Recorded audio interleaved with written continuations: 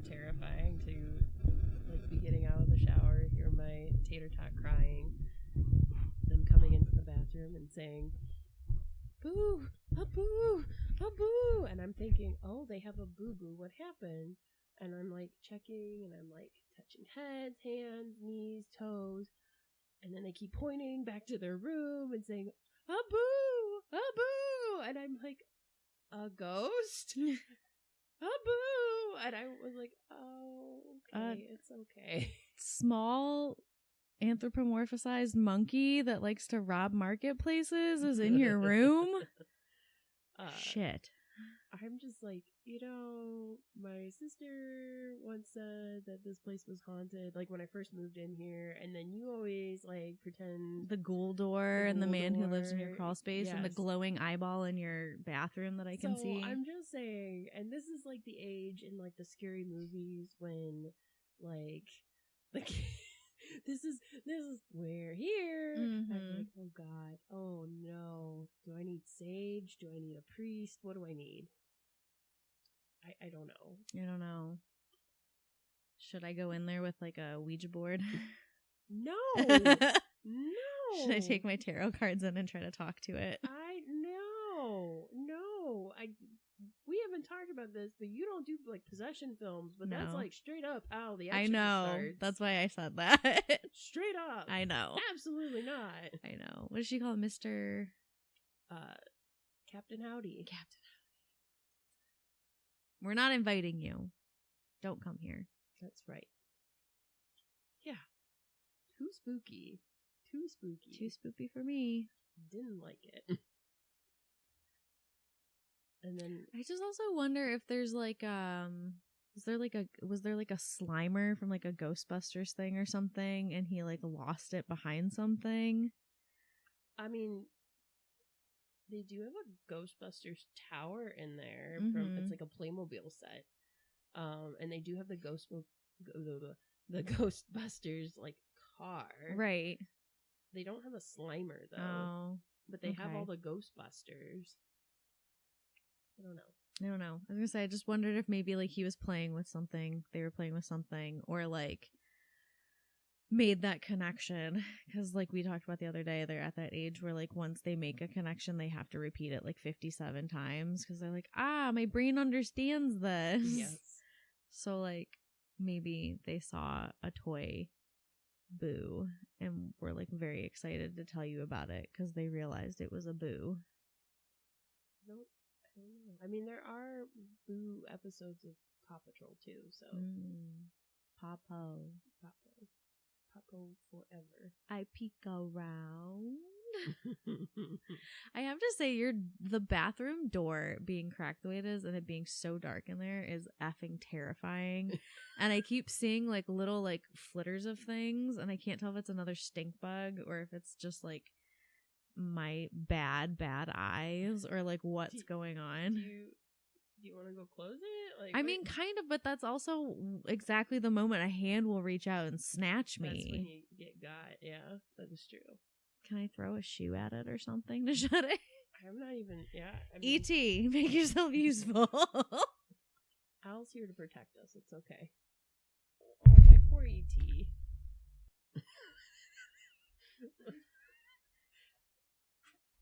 Britta. We're adults. I don't care. Sometimes I still run up the stairs from the basement because I feel like something's behind me. Sure, there's the ghouls behind you. I mean, you already said I have a ghoul door. Of course I run up the stairs. Listen, I also just had like a very long night filled with alcohol. My body hurts from dancing. I'm on edge, okay? Like, my body was extremely sore yesterday and is like hungover tired from yesterday because I had a children's program and I had 30 people in the room, which I know that doesn't seem like a lot to people, but let me tell you something, brother. It is. Don't bring Hulk Hogan and Macho Man into this. I read somebody posted so many good like threads of iconic tweets from wrestlers, and I was dying. Like, one of my favorite Hulk Hogan tweets is he says he thinks Bam Margera is dead. It's a picture of him and Bam Margera, and he's like, R.I.P. brother. Like, I'm so sad to see you go. I'm gonna miss you. And then Bam replies and it's like, dude, I'm still alive, but I missed you too. Like, what is happening? And then, oh man. And then Randy Orton, my favorite, he said, like this tweet for a TBH. And then the first reply he does is at Ted DiBiase Jr. and he's like, you're really ugly. TBH. Ted DiBiase's like, he replies, he's like, I didn't even like this tweet. I was so stupid. I was dying. Like, why? Why is this happening? I saw like a meme this morning that really took me out. I don't think it's appropriate, but I'm gonna find it. I mean, like, I was sitting there like giggling by myself reading it. Sometimes that's how it is, right? You are like just scrolling aimlessly on the internet. Something I hate about the algorithm of Instagram is sometimes they get it right and they'll like, stuff you like, here's a post. Oh, you wanted to actually read that or watch that video? Just kidding. Refresh. You'll never see it again. And I'm like, yes. but no. And I think I fall into what they want to happen with that, because that means that like as soon as there's something that's like a chunk of text that I think I might want to read, I save it or I like it so that I can find it again. Mm-hmm. So they're just like farming responses from me. How rude of them. Yeah. How rude of them to use this formula for social media. All right. Okay. This is like it's a Tumblr post. My favorite. From Talisman. And I'm gonna preface this with, we had like a maybe 15-minute conversation at this table at this wedding I was at last night, where all of the women at the table were talking about ACOTAR and like how smutty it is and like other books that we read that we liked. And one of my friends, who he's married to one of the women who were having this conversation, was just like, I've read ACOTAR. Like, and we were all talking about like books we'd read, and like, so it was very horny mom energy. But all right, so it says, girls orgasm, they be grabbing at shit that ain't there, kicking lamps over, throwing pillows, their eyes roll back, and they recite ancient spells in the language of lost civilizations. That's why I never satisfy women sexually. It's scary and I'm not here for it. And the caption on the post of the person who shared it was summoning Cthulhu via oral. It was like on the lines of like fuck Jerry, but it was a different account where they're just like posting a shit ton of memes, and it was like meme for meme. It was comic gold. Like, for the past 100 years, when a group of guys got together and started hanging out, they would eventually form a band. This was when there was balance in the universe. Then at some point in the 2010s, a powerful crystal cracked and a single shard was lost, and then strife began. And now when a group of guys get together, they form a podcast. And then this was the one that truly got me, and it took out boyfriend too. So I think it's very silly when animals have an ass. And then they posted 2 pictures. One's a thick ass starfish, and the other is a caked up little frog guy. And he's like, "This is what I'm talking about." Like,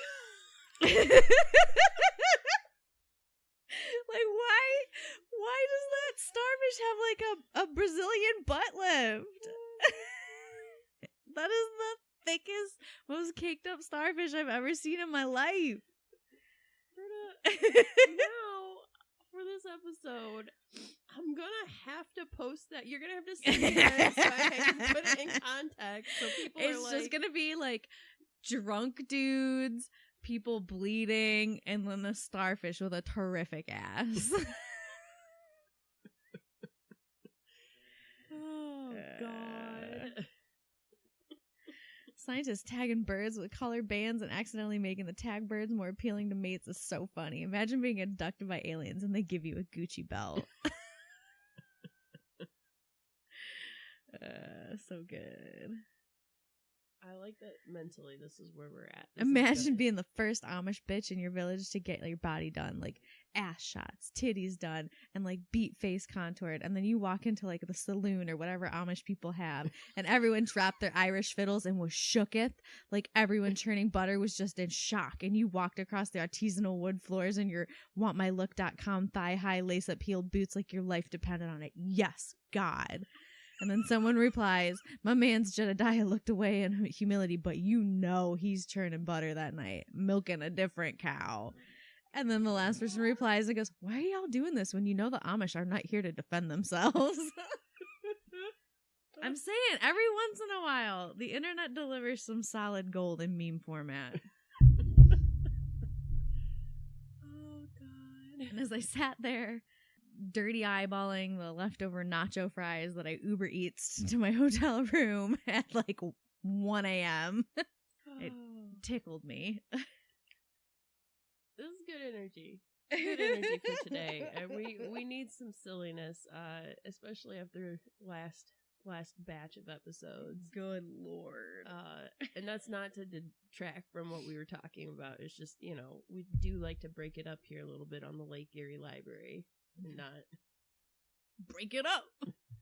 And not I also have this giant hive on my neck. Yeah, I see that. I thought it was a hickey for a hot minute. It's a hive. And I was worried people at breakfast were gonna think it was a hickey, so I tried to put like cover up on it, and I was like, is it making it worse? I can't tell. It's just red. Yeah. There's like a giant welt there though.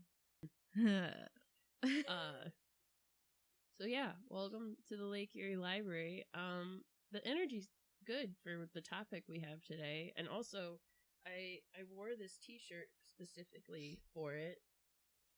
I drink beer and eat hot dogs, and I've got more hot dogs and beer to drink. You can't kill me. Shred with Ed. Yeah. So that's for a friend of ours in the area who is dealing with cancer. They are selling t-shirts for him, so if you guys are interested in helping him, he has a GoFundMe, so this was hell yeah, we'll share that link. Yeah, so if you guys are interested, it's Shred for Ed. There's also an Instagram for him called Hot Dogs for Head. Hot Dogs for That's Ed. a different type of Instagram post. I'm sure it is. Sorry, that'll cost you 5 foot long. Where you can donate money and then you get stickers and then you get entered into a drawing for $500 for a tattoo. So it's like you get a $500 credit towards tattoo of your choice. Heck yeah. So yeah, if you guys are interested, we will put the link in our, maybe not in our bio, but we'll put it in somewhere where you can find it. We'll share it. Yeah. Well, maybe we'll show like a screenshot or something of it, and then we can add it to like the link tree or something for a little bit, or I don't know. We'll figure it out. But yeah. Does this seem like it's very quiet? It does. Have we touched the little thingers? Did the boo get the little thingers? It's on. It's on, but didn't we adjust the volume before?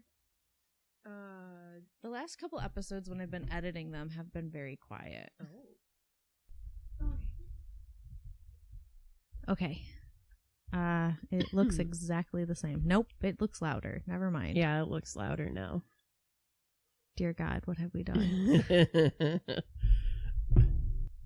Okay, since you brought up hot dogs, I got to dance with Anthropomorphic Hot Dogs last night to Taylor Swift. That was pretty wild. Like, Cleveland Guardians mascots rolled up to a wedding, jumped around, and then fucking disappeared into the night. Could you imagine how sweaty it would be to be dressed up like a hot dog dancing? I can. I've done it before. Like, it was a very surreal moment looking at them and going, I've sweated in that costume before. How does it get dry cleaned? I wanted to like yell through the armpit because I know that you can hear through the armpits. I wanted to be like, were you in high school when I wore this last? I was like, who is that? Do we know who they are? And like someone I worked with that was also at the wedding was just like, Britta, we worked there over 10 years ago. These people definitely didn't work there.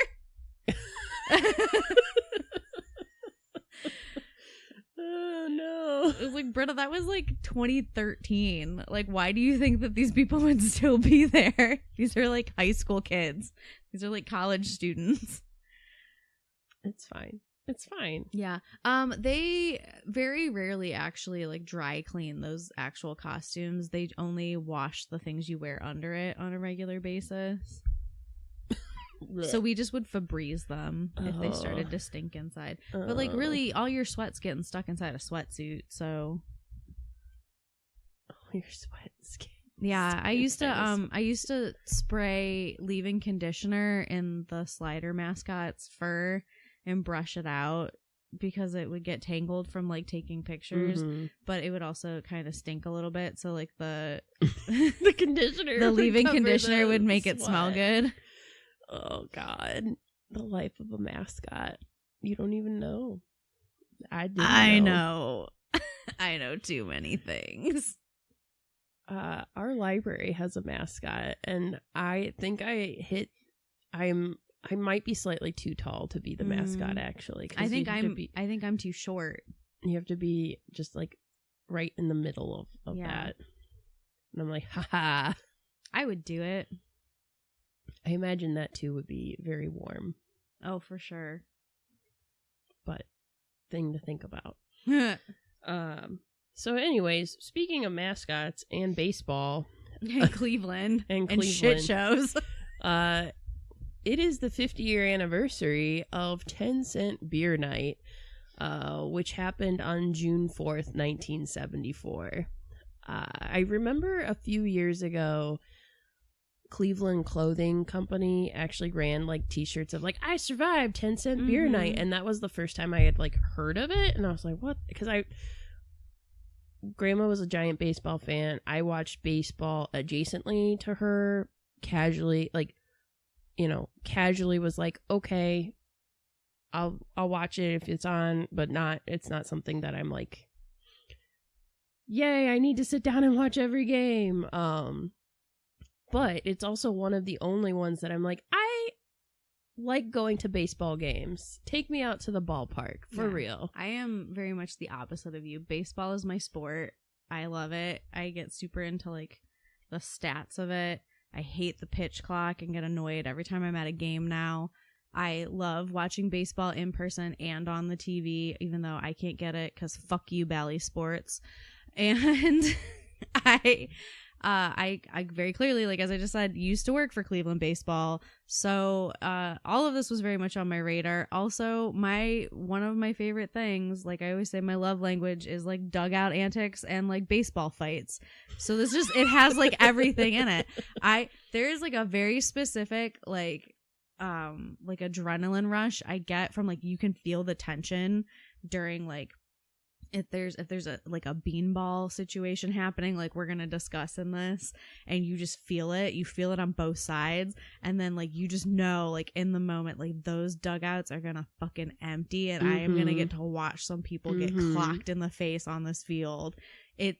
Inject it just directly into my veins. I mean, that's why people like hockey too, right? Like not just like young hockey, like they like the NHL because of the fights, right? That's I the guess best part. I am not a hockey girly. I can't vouch for that. But I do enjoy a good hockey game too.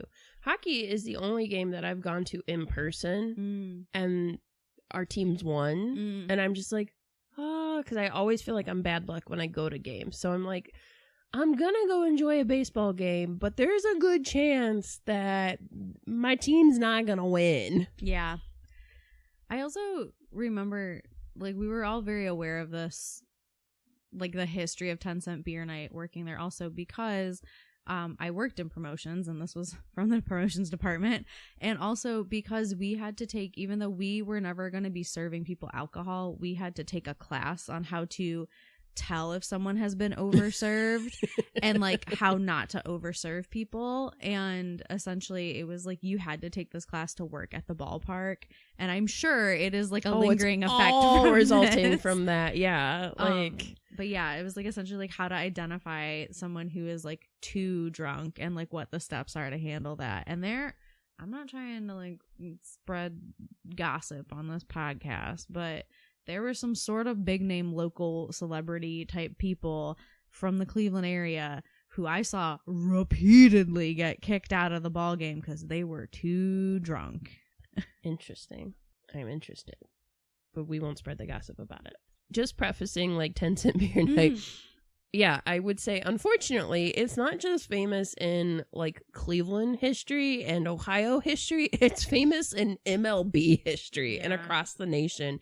It's considered one of the most wild and kind of infamous dugout fight, like, promotional things gone bad in baseball. People think about this in, like, in sports, and they think about when Philadelphians booed Santa Claus.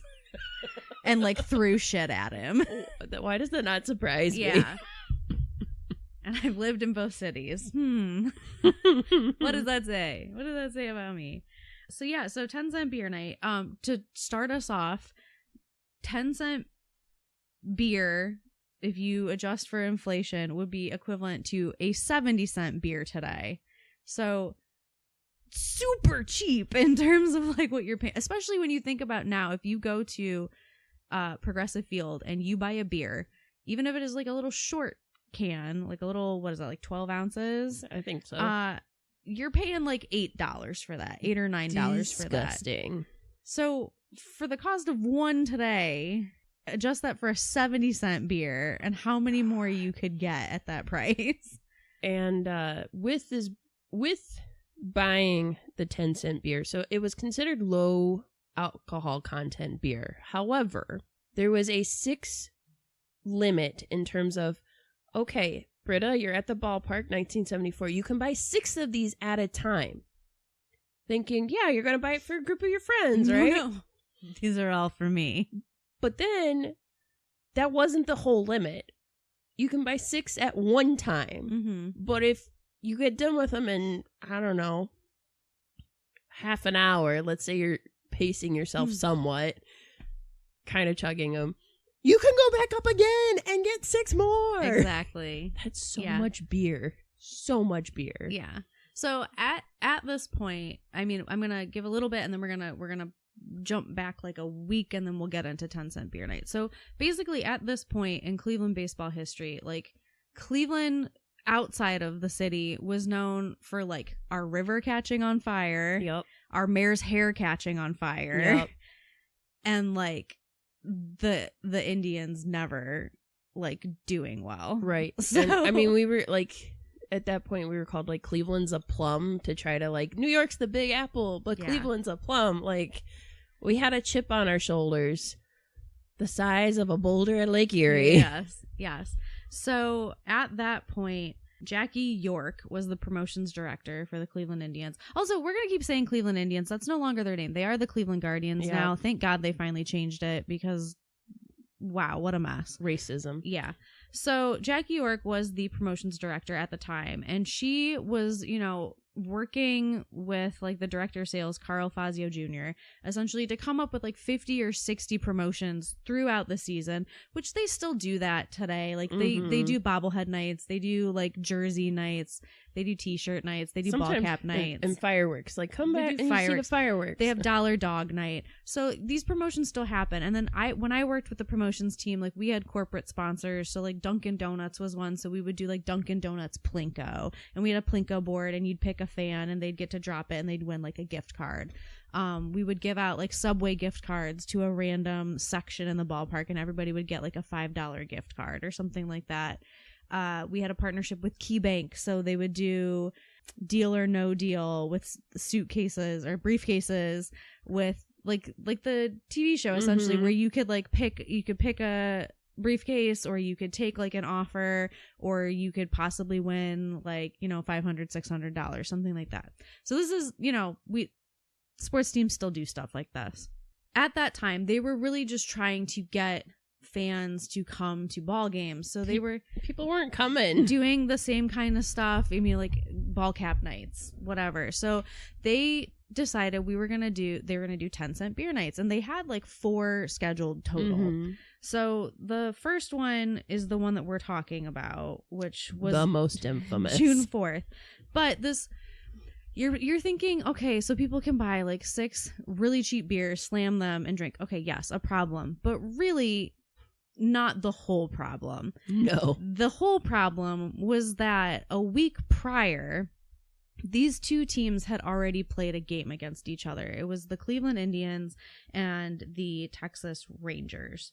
And during that game, Mike Hargrove, who played for the Texas Rangers at that time, was basically like shit talking Gaylord Perry, and was essentially like, you know, like, he's old, he's not shit anymore, like, why is he still playing?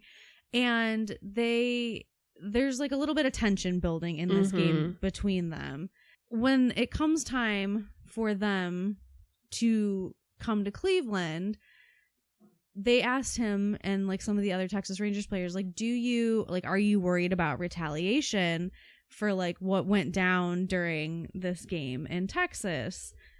And like, I guess, was it Whitcock was like, okay, well, I'm gonna beanball this guy, like, I'm gonna try to hit him, and for like shit talking Perry, and instead like he bunted it and started running for first base, but then he ran directly into the pitcher, right?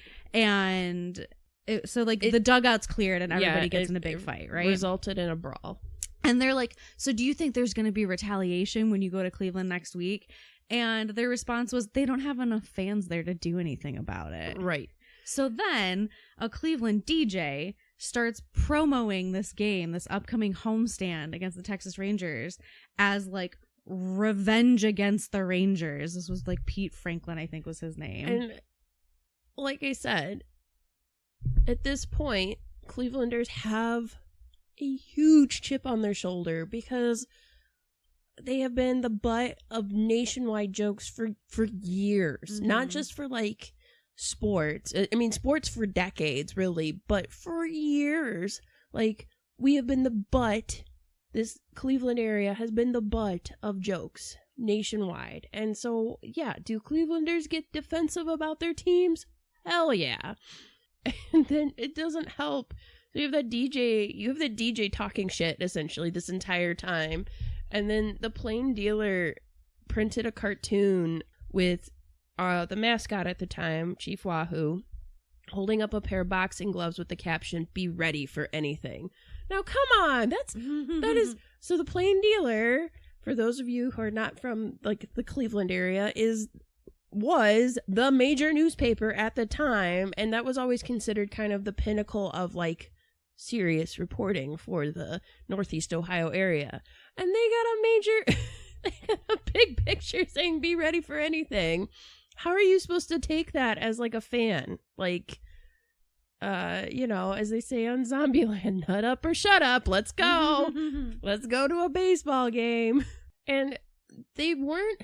So at the time too, the stadium could hold 78,000 people. But that's what I was just trying to look up, was our capacity at that point. But they weren't expecting. They weren't expecting. So typically they were getting, I read somewhere between 6,000 and 7,000, and then 6,000 and 8,000. But they weren't expecting that many people. Yeah, an average Tuesday night was like maybe 12,000 to 13,000. They were hoping to get like 25,000. They're like, let's just try to kind of like double what we're getting in here. And the promotion was that you could buy Stroh's 8-ounce beer cans for 10 cents a piece, which, like I said, is equivalent to like 70 cents in 2024, which was like a pretty significant discount at the time. Like, it would be like $5 a can maybe now, $4 or $5 a can, and you would get it for 70 cents. Back then it was 65 cents and you were getting it for 10 cents. Like I said, they plan to do like 3 or 4 of these. So they're like, all right, you're gonna get your beers. We're gonna get, not just like, drunk dudes watching. Like, they were hoping to get like families. Like, oh, okay, like maybe a whole family will come out because dad can get his beer a little cheaper that night, So it starts off innocently enough. Sure. As innocent as it can be. People are getting like a little, they're getting a little loose. There would people who would kind of like run from like dugout to dugout and it started like, it was like 1 or 2, and then all of a sudden it was like 6 or 7, and then it was like 10 or 12. It started hitting more of a head when, so this is the 70s, and streaking is a thing. It's something that people do for fun. So the first kind of major where people raise their eyebrows and go, is there's a woman that breaks out and starts running around the field, and then she goes to try to kiss the umpire, and the umpire's like, nah, I'm good. Yeah. Don't do that. And then it gets worse. Yes. Because people start to get... That was the second inning, yes. Then you get the streaker who ran out and slid into second base. He had nothing but black socks on, and I'm just imagining, like... That's a different guy. Oh, it's a different guy? That's a different streaker. It doesn't matter, though. There's one that ran out and naked. slid naked into second base. That guy later ran out naked. He had black socks on, and when he jumped the fence to get down there, somebody tried to grab him and took just one of his socks. So the picture of him running, he has one black sock on, and the other foot is barefoot, and that's all he's wearing. And they were radioing people at that time because they couldn't catch him. And so they're like, all right, get like the cops and ushers. Because at that time, like, security... That wasn't a thing. Was not really. It was, there were a few officers, and it was your ushers were doing it. And by contract, half of those people staffed for security left at the 5th inning. So about halfway through a game, they would leave and they would go down to half. So it was not like equipped for what was going to happen here. So you know, it's like innocent fun happening at this point. It's annoying. I hated whenever there would be people who would get on the field and try to run because it just would slow down the game. But it happens. And so the streaker, they radio like, all right, get on the other side of the ballpark. And they had like a giant garbage bag. And so he jumps the fence to get out, and they like tackle him and shove him in the garbage bag and drag him away. God. I was just imagining if you're streaking and sliding on, that's dirt. That would hurt so in your bad nether regions, too, though. Yeah, it hurts. You're sliding on like your thigh. Yes. Like, that hurts. Yikes. Like that happens. They get to like the 4th inning, and the beer trucks have just such long lines. All right, you're talking 20 to 30 minutes waiting for a beer. Yeah, so. People have been drinking heavily. They're getting impatient. They're missing the game waiting to get their beer. The game is actually going pretty well for Cleveland. Like, they started up behind and they start making a comeback. And eventually it looks like they could win this when sort of everything goes down and ruins it. They're waiting in line, they're getting restless, and somebody essentially like grabs the tables from in front of the beer trucks that like the girls working at are putting your beers on, and throws them out of the way. And then the girls, as I think anyone would, are like, nope, and they just leave. They're like, we're done, we're not doing this shit. So then it suddenly becomes self-serve beer. A free-for-all. Yeah, so everyone's just filling up their own containers. When it would be out, somebody would go like climb up and tap another keg. Mm-hmm. So the beer is like completely flowing at this point. And like I said, this is like the 4th inning. So this is when shit starts to take like a weird turn on all of this. A father and son go out on the field and they moon people. Mike Hargrove actually does get, he gets pelted with hot dogs and spat at. Mm-hmm. And then at one point was nearly struck by an empty gallon jug of Thunderbird. Now this is funny because with the Thunderbird, a fan ran out to the field and took it back so they could fill it with more alcohol. Mm-hmm. That sounds right. This is like the Indians basically have like a 5-3 lead by the 9th inning. There's like a ton of people at this point. Also, like, people were setting off fireworks constantly in the stands. That I think would have scared the shit out of me had I been a fan. So people are setting off fireworks. Everyone's drunk. Like, the beer trucks have become like, it's a mutiny. It's a takeover. There's no law with the beer trucks anymore. And really by that time too, the people that were families that had come to enjoy a good day of cheap beer and baseball are like, we need to get the heck out of here. Like, it's no gods, no masters. We need to dip. So the people that are left are all the drunken and disorderly people. So there's like a bunch of people gathering near the home run fence. And I actually just watched Cleveland's Fox, so it's Channel 8, the affiliate station, just did a special on this, and I watched it. And they had this guy on there. He was 19 when it happened. His name's Terry Yerk or Terry Yerkin. Yeah. I read an article from him. He basically was out there, and he sees one of the Rangers, and he's like, I want a souvenir from this night. I'm gonna take his hat. So he jumps the fence, grabs his hat, and when he goes to run, he like drops it. Mm-hmm. So he stops to pick it up. He looks up. He sees the player looking at him. The player kicks him in the leg. And back then, they all wore cleats. Yeah. So he kicks him with cleats.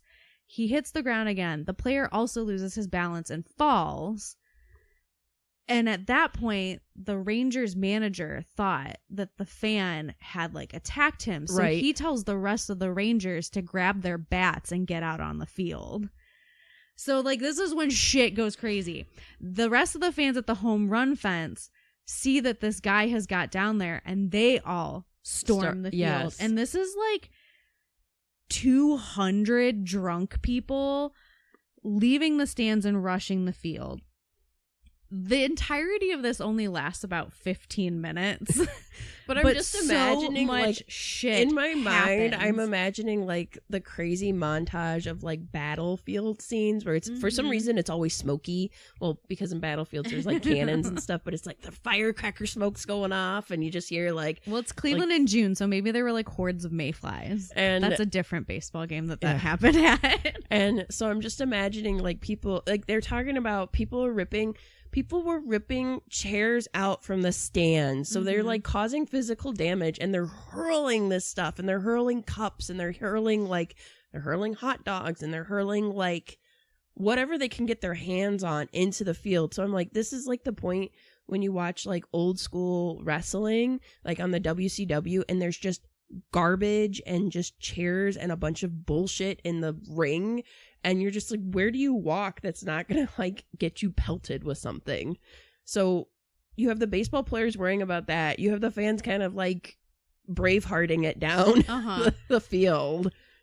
I also love that like all of the like weird like Cleveland people who are like a kind of like noted people that were there, like Pat Conway, who started Great Lakes Brewing Company, was there, and like the girl in front of him that got drunk, she like flashed her like garter on her leg, and someone's like, stick $1 in there, and he's like, I can't, that's like 10 beers.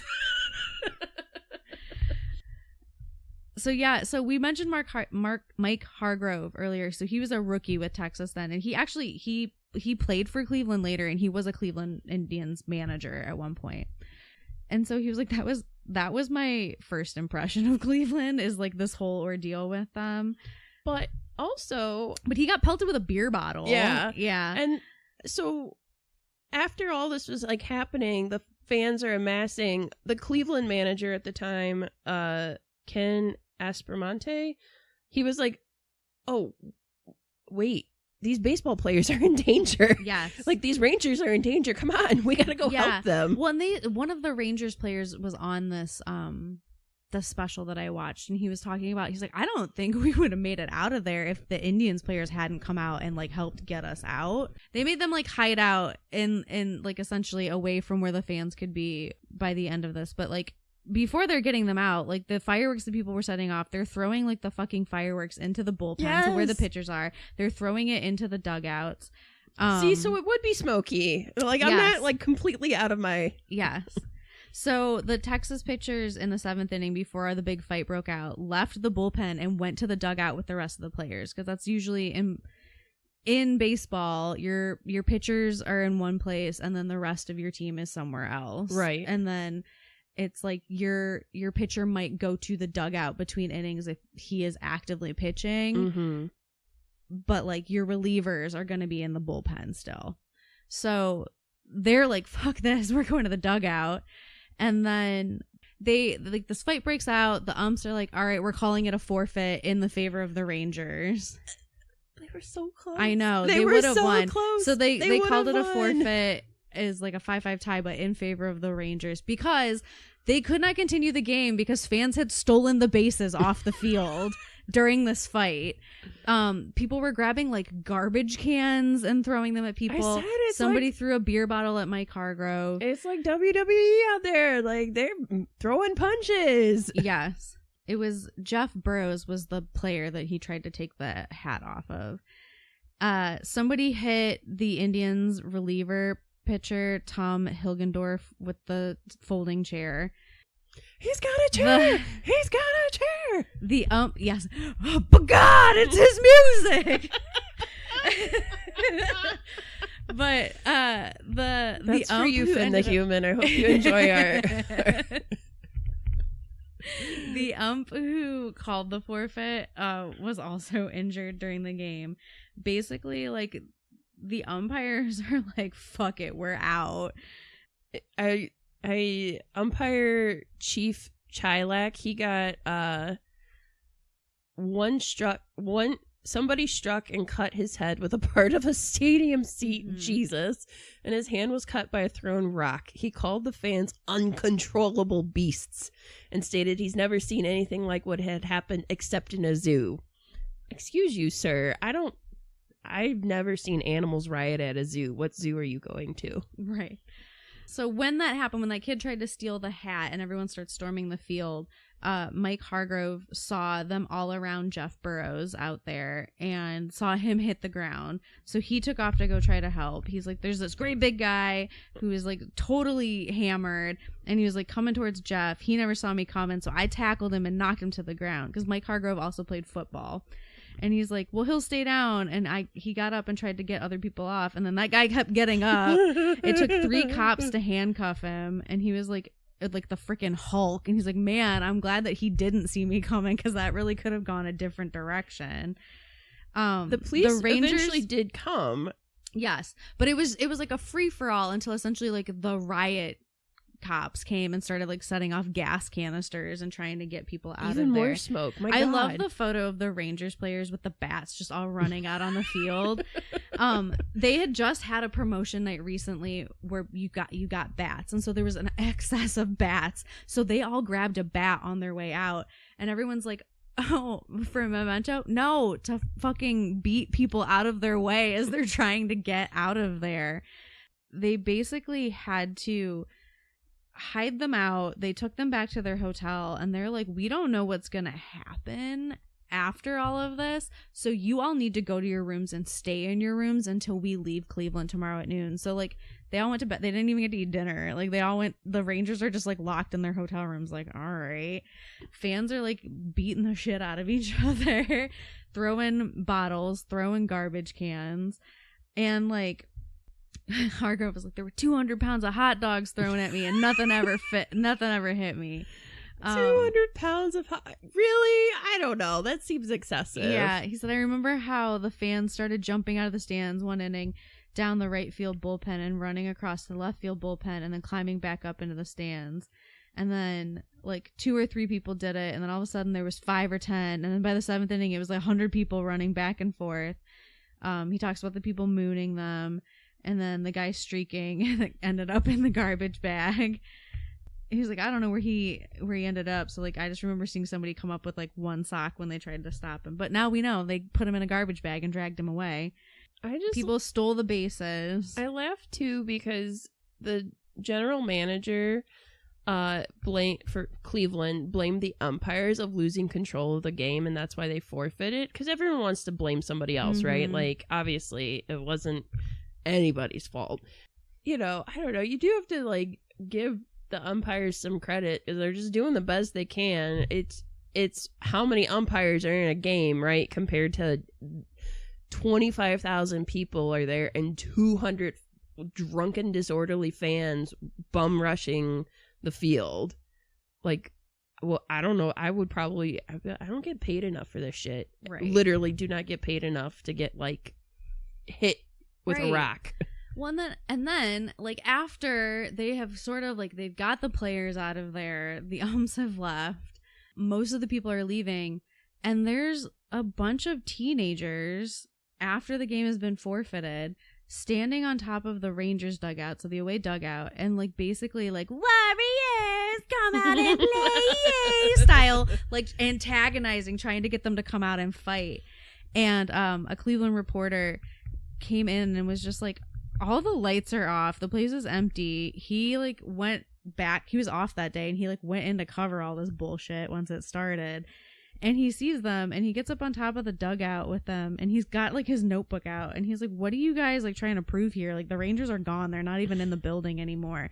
And this kid from the back like reaches out and like punches him in the face. But he was also in this interview, and he was just like, I didn't even feel anything. That's like fucking embarrassing for them. And then he was like, someone said it was a kid from Cathedral Latin, a big high school with a tough Irish and Italian like kids there. And he's like, later I heard it was a kid from Solon. It couldn't have been a kid from Cathedral Latin because they're tough guys. So the fact that I said I didn't even feel it would be like the ultimate insult to them. So it must have been a kid from Solon. Oh God. But yeah, so this story made national headlines because we brought up Philly earlier. They a Philadelphia-based marketing company posted like an item about the promotion being like, can marketing be too effective? Maybe we should look at this. At the end of the night, there were, how many people went to the ER? Go to the top of my notes. There were 7 people sent to the ER, 9 people arrested, 60,000 beers consumed. It took, when the police department finally got there, it took them 30 minutes to fully clear the field, which means if this went on for like 15 or 20 minutes, this all was done in less than like an hour and a half. Mm-hmm. What, the longest hour and a half in like history, right? Like, yeah, like the whole actual essential riot was only 15 minutes of that, right? So it's mostly clearing people out. And then to leave Cleveland, a lot of people took the RTA trains. Oh no. And so they're like overloading these trains, getting people out of there. For those of you who don't know, that's the rapid transit. Yes, they are not equipped to handle these large crowds. They're not equipped to do stuff on a good day. Well, I can vouch for that personally, because when the Cleveland Cavaliers won the championship and they had their big parade downtown, because like we've said, Cleveland had a huge chip on its shoulder, so when we finally won something, we went balls to the wall about it. And so after that parade, like I had to come to work that night, and I had been there since like 4:30 in the morning, sitting on the street trying to get a good spot to watch the parade. And I had intended to take the rapid back to my car, which was parked at a rapid station on the edge of Cleveland and Lakewood on West 117th. And the line to get into the trains at like Tower City, which is like a huge like station in downtown Cleveland, was all the way like from the basement level where you get on the trains, wrapped up the stairs, up to the second level, and out the door onto the streets of Cleveland. Good Lord. So like it was gonna take like 5 hours just to get on a train to get there. I was like, absolutely not. I have to be at work in like an hour. So I had to like run across a bridge out of downtown and then call someone to pick me up and take me to my car and then drive to work. And then I got yelled at because I was late, but I was like, I tried my best. I got stuck in Cleveland. So these trains were like not equipped to handle these huge crowds. They overloaded it, and they burned out the motors on one of the trains. So it was like smoking, and it was like filling with smoke, and people were having to get out, and then it was like on the tracks. So then they had to stop all the other trains coming because people were like evacuating it on the tracks. And so like you couldn't even get the people out of downtown after all of this because the city was not equipped for this kind of mass exodus. The following day, American League President Lee McPhail, I think so, it's a PH, said there was no question that beer played a part in the riot and halted all promotional events pending league review. So that obviously that was lifted, and then they had a 10-cent beer night again 6 weeks later, but they were only they were limited to 2 cups. Yes, and they really beefed up security after that. You know, I guess it just depends on who Cleveland was playing at the time, because, like, obviously they had beef with the Rangers, which, you know, fair, because the Rangers were playing kind of dirty. in my opinion. Don't come at me, Texas fans. It definitely changed kind of the tude of baseball a little bit. People are like, oh, this can get really ugly really fast. A fun detail is my dad actually used to work for security for sports teams, so that was one of the things he had to do. And like security is like a whole different thing now for baseball players and football players and basketball players. Like it's, you know, there's just been so many things that have happened and stuff that like it's like no joke. Like the people have to take it very serious, and the players don't take it as seriously as I feel like maybe they should. But you know, it's like you do all of these things to be super, super careful, and it's like the one day you don't, that's when something happens. So it's like constant vigilance. But I would be regaled of tales of like, you know, before they go on the bus, like they have to get their stuff screened to make sure there's no like weapons and stuff on like the buses they use to travel and stuff like that.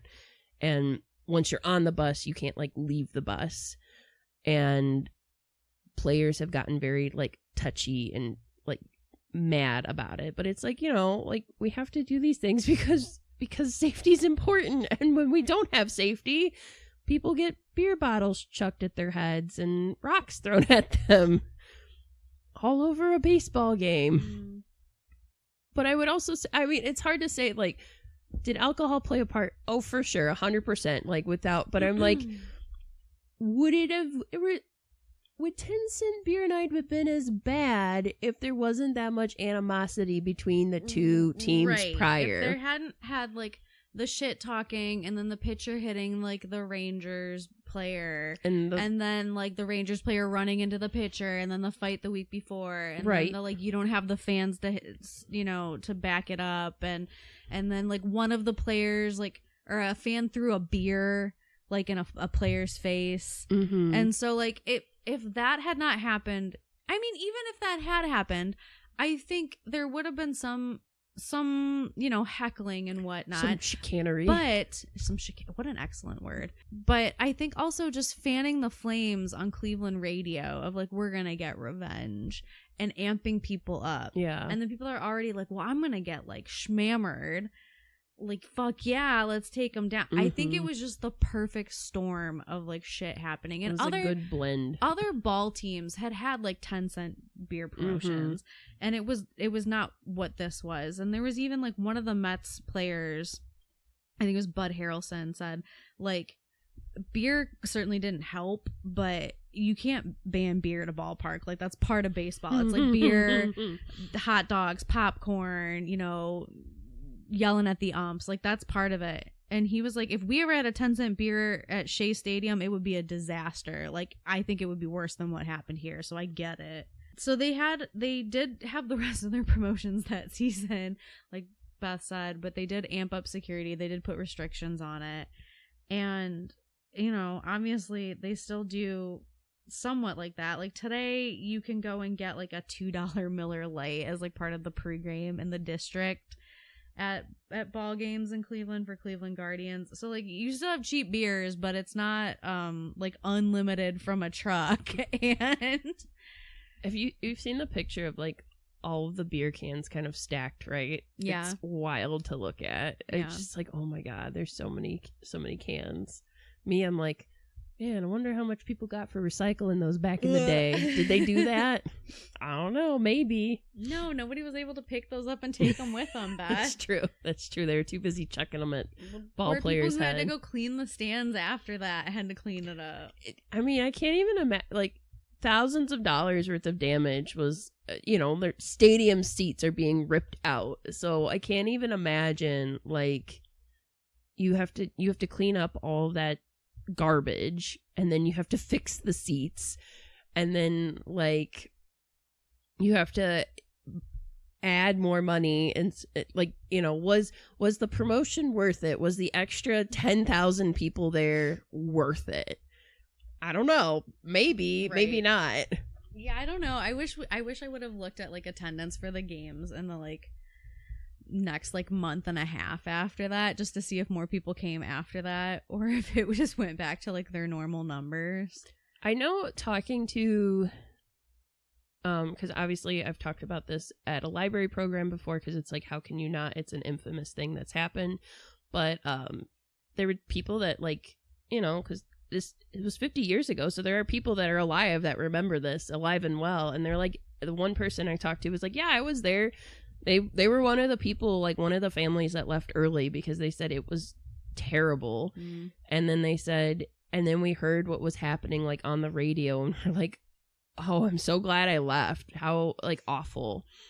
So it's just, you know, I feel kind of bad because, like, you don't want that infamous chip on you in history, but I do think it's an interesting thing to talk about. And, you know, did people get hurt? Yes. But did anybody die? No. But did you die? Nobody died. And I think we laugh about it a little bit now, but, you know, listen, I told you, I fucking love a baseball fight. like, I love that shit. I loved, what was it, like last season or season before, when Jose Ramirez punched that dude. I ate that shit up with a spoon. I love it. are you like in Scream where you like replay it over again? You go, bam, bitch went down. Yeah. Yes, I am. I am that person. And then I will watch I'll watch the like YouTube compilation when I'm just feeling like kind of sad or down. I'll watch YouTube compilations of like baseball fights, and I'll watch like the dugout antics when they're like giving someone a hot foot, which is when you stick a match on their shoe with gum and then you light it.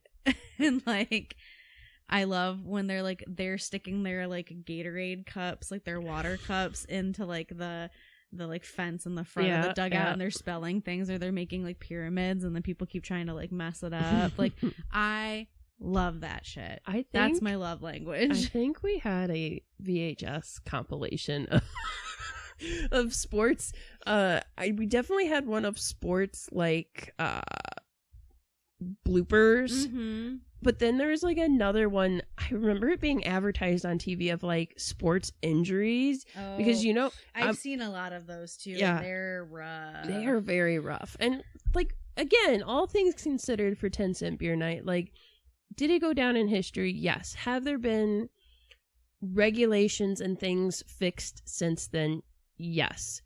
But it's just interesting to talk about because, like, these baseball players still remember it. And, like, obviously Mike Hargrove, for all intents and purposes, for somebody who was like, man, Cleveland's a hellhole. That was my first experience with Cleveland. He came to play for us, and then when he retired, he managed us. Yes. Like, so, obviously, that didn't deter him too much.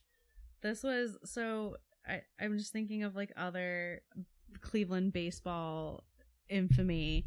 I mean, the one thing I'm thinking about is really sad, so in 2007 there was the bug game when the Yankees played Cleveland. It was like for the American League Wild Card Series, and there was like a shit ton of mayflies, because that's a thing in Cleveland on the lake. They were like swarmed with the bugs, and they had to keep like pausing during the innings for the Yankees team trainer to come and like spray the pitcher with bug repellent to try to keep them away. Does that work on mayflies? I don't know, but like if you watch the videos of it, like it's just swarms of them, and like everybody's like swatting, and like nobody can pay attention. Well, and that's the thing, like, if you aren't by the lake region and you've never seen these bugs before, because they really are on just kind of the periphery of Lake Erie. Mm-hmm. Once you get even, I would say 2 miles, 3 miles in, you don't see them really. Right. And so this is not the same stadium. It's not the same ballpark as 10 Cent Beer Night. This was at Progressive Field. And it was like 81 degrees when the game starts. Hot. They have these huge lights that clearly draw bugs to them anyway. And then you've got just like a ton of people there stuck in all these bugs. So it was just, again, a perfect was this storm. mayflies like the little bugs, or was this like Canadian soldiers? I think it was technically midges. Okay. So it was the little ones, but still gross. And it's actually funny because we work very close to the lake, and we just dealt with a good swarm of midges to the point where Britta and I were both trying to get into work. And and they are, when we say like there's swarms of them, we mean they literally cover, it's like bugs all over. Did I spit on you? I'm so sorry. No, it wasn't. I saw something in the corner of my eye, and I was like, is that a bug? Is that a fuzzy? And then I was trying to figure out what it was, and I didn't. It was just perfect timing of you doing that like spittle thing. It didn't touch me. I hope it sounds amazing. But like covered, like floor to ceiling covered in these midges, and midges will, like, if you walk near them, they all kind of fly up at once, and they fly into your face, and then you can hear them like buzz, like zzz, in your ear, and they land in your hair, they land on your clothes, they land on your back. And so we were both trying to get in the door the other day, and I was wearing a mask because I usually wear a mask going into the library, which was a good thing I did because all the midges were at the door, and I said, I'll get the door because I have a mask on, so they're not going to fly into my mouth. And Britta's like, okay. And so she's waiting, and I go, and then I just see a ton of them fly, and I'm like, I'm not ready. And I barreled through, got it, opened the door. We ran in, and we were still like, ugh. So they're not fun to deal with. And then on top of that, you get the bigger bugs, which we call Canadian soldiers. Yeah. I think they're called American soldiers if you're in Canada. That's really funny. And they're about, what would you say, like a good inch? Yeah. Good inch. And they live like 3 days once they're hatched, so they all die pretty much overnight. So we deal with those, and those like are clingers. So if you walk past them and they land on you, they just stay on you, and you have like 10 bugs on the back, and you don't even know they're there. Yeah. I actually came home yesterday, and one of them stayed on my car, landed on me. I went into my house. I was sitting down. I'd been home for like 10-15 minutes, and it flew in my living room. Gross. And all I hear is my tater tot saying, bug. And I'm like, yeah, that's a bug. And my husband, whoa, what is that? I was like, oh no. I said, they don't hurt you. They're just gross. That's all. They stink. It was killed, unfortunately. Maybe it was a bug in your tater tots room, and they were like, a boo, like a new. Maybe they're getting fancy with bug. Maybe it's becoming boog. A boog. I don't know. It was, as I said, hashtag. Maman, une boog. It was too spooky for me. Okay, I'm just like, this is how all the spooky movies start. It's true. And I'm like, and I fully feel like with all the spooky movie watching I've done, I would be silly to not kind of take it to heart. Yeah.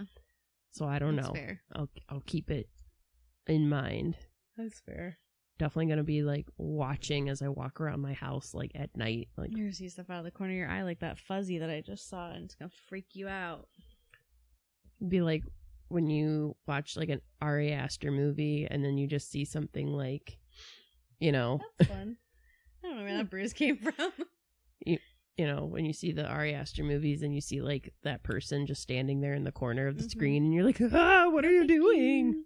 No, thank you. Like I always do with your cutout over there. Yes. When Daryl scares me, Daryl Dixon. But yeah, now I just want to go chug like 40 beers. I don't think I could chug a beer, let alone 40 beers. It'd be too much too soon. I think I would burp a lot. Yeah, and you'd have to pee so badly after like 5, I think. Yes, but I think if I just kept chugging them, I'd reach a point where I wouldn't care, and I would just do it, and I wouldn't care that I peed on myself. So, God. I just also think about this was like low alcoholic beer, and I was like, beer doesn't, compared to like other alcoholic beverages, beer does not have a super high alcohol content. So I'm like, How many beers Yeah. were people drinking per person? Some of them, definitely not the beers they were drinking, but like, I mean, you can get some pretty high. Right, like 10-15%, like, Yeah. but like this was not that. No. But I'm like, there was 25,000 people. Natty Lights. This was like 60,000 beers, so I'm like, that's only like 2 to 3 beers per person. So I'm like, obviously not everyone there was drinking beer, so I'd like to see that math. On average, how many beers were drunk per person on 10-cent beer night? All you math girlies out there. Couldn't be me. I know, I didn't give you much information to work with. We have to look that up. I don't think they kept the stats. I don't think they kept the stats on that. I think that data will never be provided to us. No. But yeah, I just wonder how drunk did they get off of this low alcoholic beer? Like, how many beers did you have to drink to get like wasted? Well, it's also like the psychology of like crowds too. That I'm sure like once one person starts getting a little like woo, like everyone else is like, ooh, me too. I mean, that kind of makes sense. Like, when we're together, we like egg each other on. So like, I could see that. I could see us in a situation where, well, we've talked about this before, like what we would do in a situation with like, because I feel like you would be the first person to instigate something, but like I do get fighty.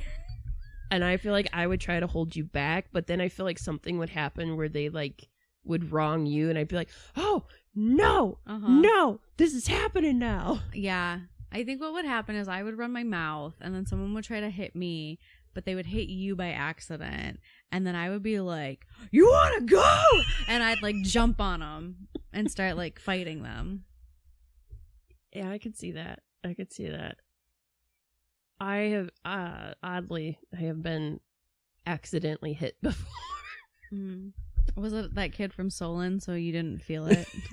I did feel it, but I was so shocked that it happened, and it was by someone I had a crush on. Oh no! That I was so shocked, and they were so shocked, and the person behind them was shocked, and I don't remember if it hurt or not. Like, I think I was so like taken aback that like I was the accidental. It was on a school bus, so I was in the middle seat, and the person I liked was in the seat in front of me, and the person they were trying to punch was behind me, and I was in the wrong place at the wrong time. You just whack-a-moled your head up at the wrong moment. I guess so, or they didn't aim well, or we went over a bump, whatever. And they apologized profusely. And I remember just being like, what just happened? Yeah. Yeah, that's when I would have, like, if that was like a shot in a film, that's when I would have been like launched from the side into it and just like slammed them into the window. And then you see like the bus pulled over and everyone getting yelled at in the aftermath.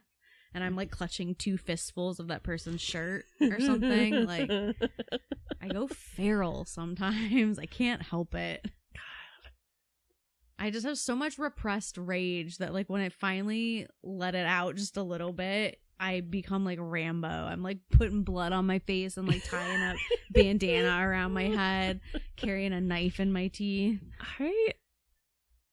I too have rage, but not like that. I am much more reserved. It's all my Capricorn energy. Just like just rein it in. Yeah. Sometimes I feel like I should regulate more of those emotions and let them out in a better manner, but another topic for another day. Not today. Not today, son. Well, that's all I got on 10-cent beer night. I think it's great that we talked about it and that it's 50 years old and it's still remembered. I guess now it's kind of remembered with fondness, but the guy that was the kid that sort of instigated that crowd going onto the field did apologize to that player in the special that I watched, and was just like, look, like I've felt bad about this for years. I'm sorry I did it. It was just a stupid kid making like a stupid decision, and I am deeply sorry. I gotta bring up my notes again, because there was one comment that like one of the like, not announcers but like the commentary during the game was like, it was beautiful. Hold on, I gotta find it. It wasn't. This has been a night of blatant stupidity. Ooh. You know what I was thinking about with I was like, I would have to look into it, but the drum, I was like, was that involved? Was he there? I don't think John Adams was doing that. I didn't think so. I was like, I think that's too early. I think that was pre John Adams, but I was like, could you imagine a drummer there like whack-a-moling people like away from him? Like, get away. I just think, let's look up John. Let's see if it tells us when his first. Oh, he first drummed at an Indians game on August 24th, 1973. Okay. At Cleveland Stadium. So he probably was there then. Yeah, so he was 21 at the time. He's a baby. He probably, because he was so high up, he probably was like, I gotta go. Maybe he just wasn't there that night. Like, maybe he wasn't coming to all of them then. I don't know. Another good question we may not have answers to. I guess for all of you Guardians and Cleveland Indian aficionados, super fans, look it up for us. Let us know. And then we'll say thank you. But yeah, that's all I have about 10-cent beer night as well. So, you know, think about Cleveland fondly the next time you are out at a baseball game, whether it's in Cleveland or somewhere else in the state of Ohio. You're a Cincinnati Reds fan, or I guess, I don't know, does Pittsburgh have a team? That's how little I know of baseball. Do. Okay. The Pirates. I did know that. They have a beautiful ballpark. It's really cool to sit there, and people go out on the river and they sit in their kayaks and they catch the balls when people hit home runs into the river. Oh, that's fun. And instead of Cleveland has the hot dogs that do the hot dog Right. race, and Pittsburgh they have a pierogi race. It's very fun. Wherever you listen to this, remember 10-cent beer night fondly, and just remember to limit your alcohol. Control yourself out and about. Like, don't do stupid stuff. Be kind to one another. Do not do a Beth and Britta and think about starting fights with people. You can think about starting the fight. Just maybe don't start it. I take a very ladies don't start fights, but we can finish them approach to things. Like, I won't hit you first, but if you hit me, I will go absolutely insane on you. True story.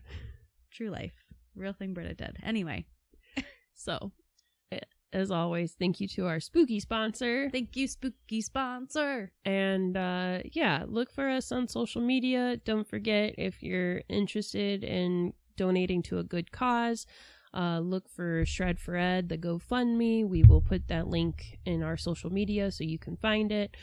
Also, you know, start of warm weather season and fun and summer, so we hope that you're enjoying it. And yeah, as always, we hope you stay spooky, friends.